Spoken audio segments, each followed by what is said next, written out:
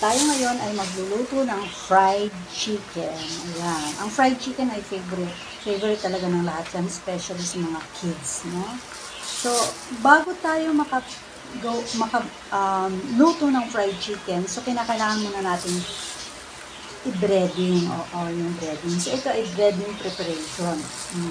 Yan. Bigyan ko kayo ng technique, guys, para yung proseso ng pag-breading.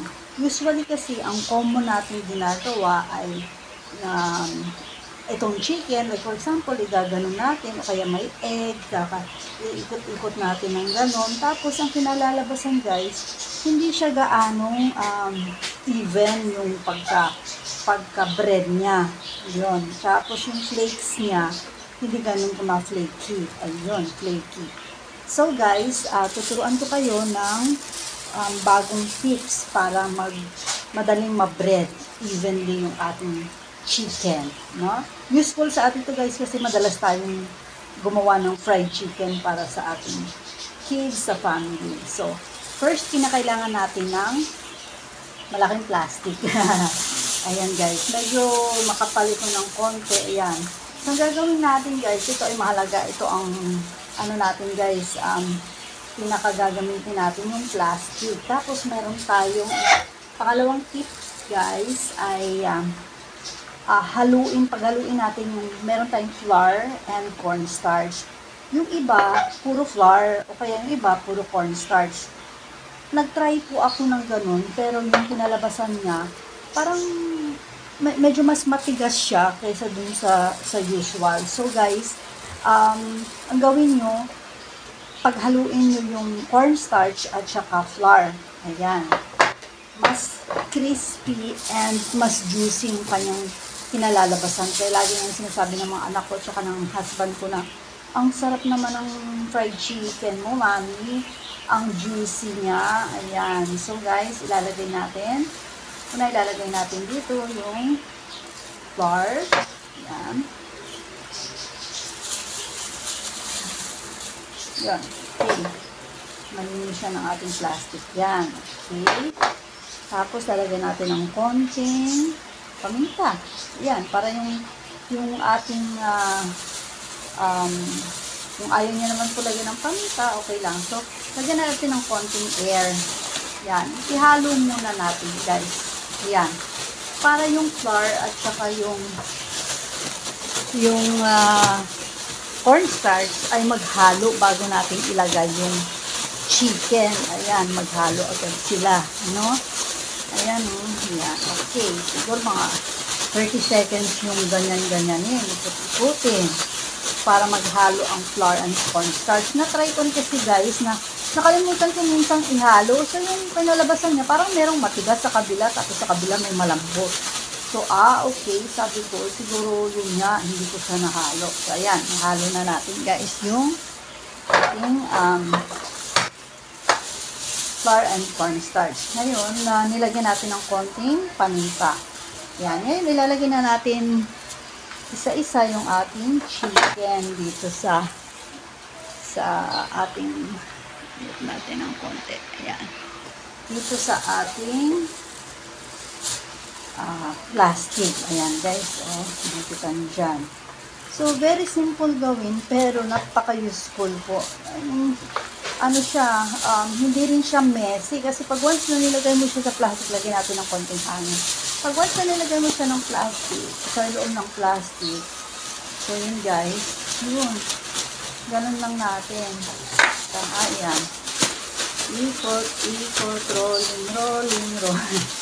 Ayan, ganun lang natin. Pero mga ganyan itong mga 30 seconds to maximum of 1 minute, diba, guys?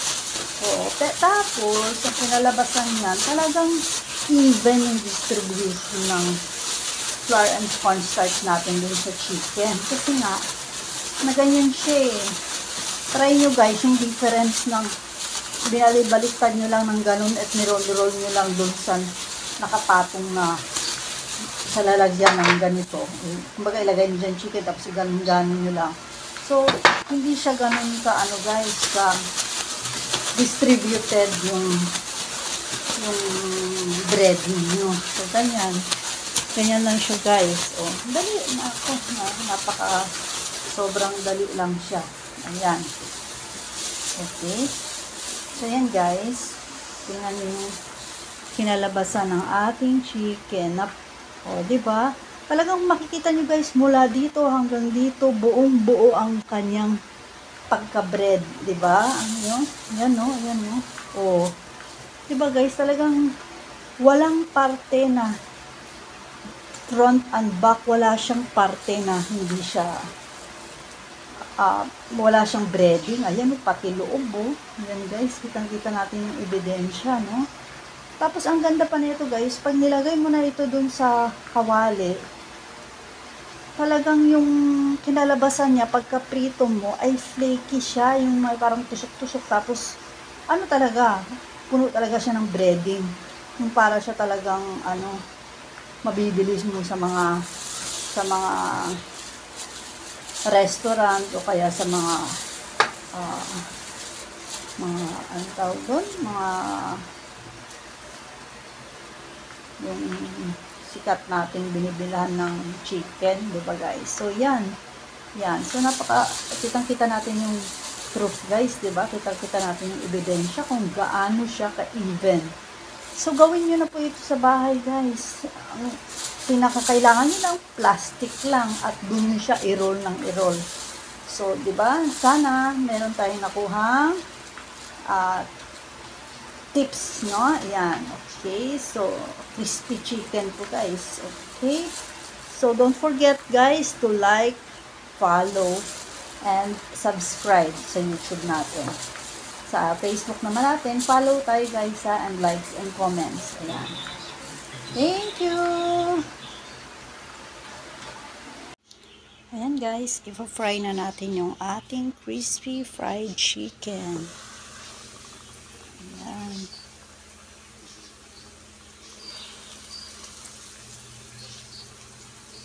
Crispy talaga yung kalalabasan niyan, guys, tsaka flaky. Ayan. Ayan, guys, piniprito na natin ang crispy chicken. Ako, crispy yan talaga, guys, tsaka flaky dahil sa ginawa nating process ng breading.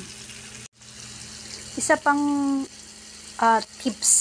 tip number 3 sa pagluluto ng fried chicken, guys, ay slow fire lang po siya para maluto mismo yung loob at tsaka hindi siya ganun kamasunog kasi meron nga siyang breading or flour and cornstarch.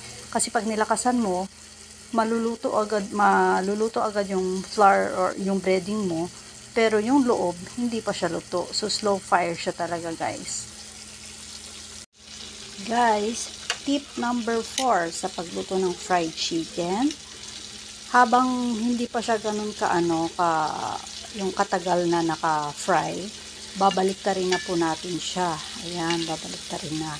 Kasi, para hindi siya ganun kamasunog. Ang tip po para hindi masunog ang ating pina-fry ay baliktarin lang po siya. Kasi nga naka-slow fire tayo. So, kailangan, tingnan niyo po kahit hindi pa ganun ka-brown yung kanyang kulay, pero kailangan na po natin siyang baliktarin kasi para hindi po siya ganun masunog. Kahit po naka-slow fire yan, nakakasunog din po siya pagka hindi agad natin binaliktad. Ibig sabihin, pagkalagay natin, mga around 2 minutes after na nilagay natin, baliktarin na po natin siya. So, tingnan niyo po, oh. So, di ba, hindi pa siya ganun kasunog. So, mga after another 3 minutes, 2 to 3 minutes, baliktarin po ulit natin siya.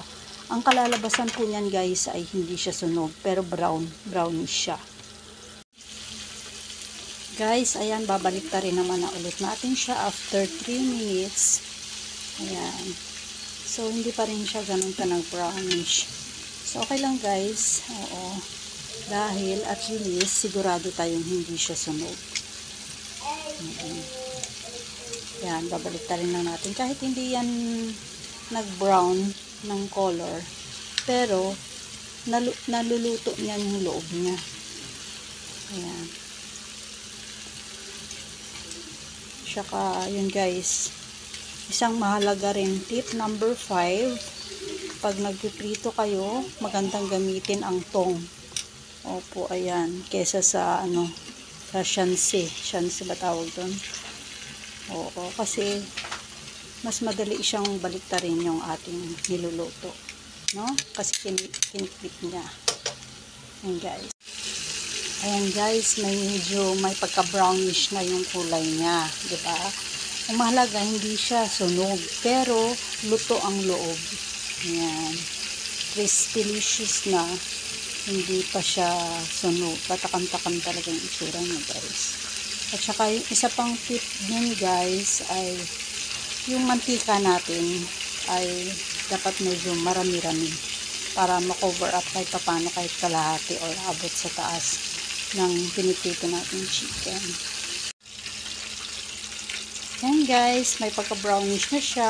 Ayun, no? Diba guys? O, din binaliktad natin, no? And ulit natin babaliktarin pa. Siguro mga 5 times nang baliktad ito. O, ito makikita nyo guys, hindi siya talaga nasusunog. Diba po? Pero, luto na yan yung laman niya. Yan. So, talagang crispy, yummy, delicious talaga siya guys.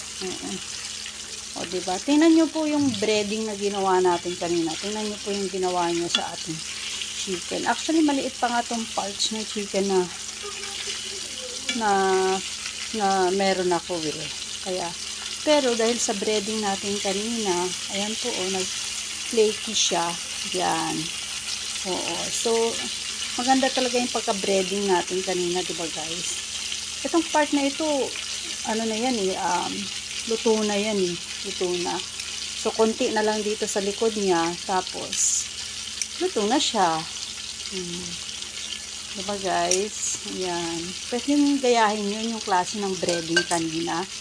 Naku. Luto na ito. Kailangan na natin siyang hanguin. So, gagamitan natin ng ganito guys, isa rin tong useful na gamit sa kusina, no, para sa cooking. Kasi yan, yung dito nyo ba ilalagay para yung mantika niya, yun, parang strainer siya na pero yan, dito nyo patutuluan yung chicken na yung naprito, para yung mantika niya ay yan guys, no, yummy talaga siya, katakam-takam. Saka nyo siya ilalagay sa lalagyan.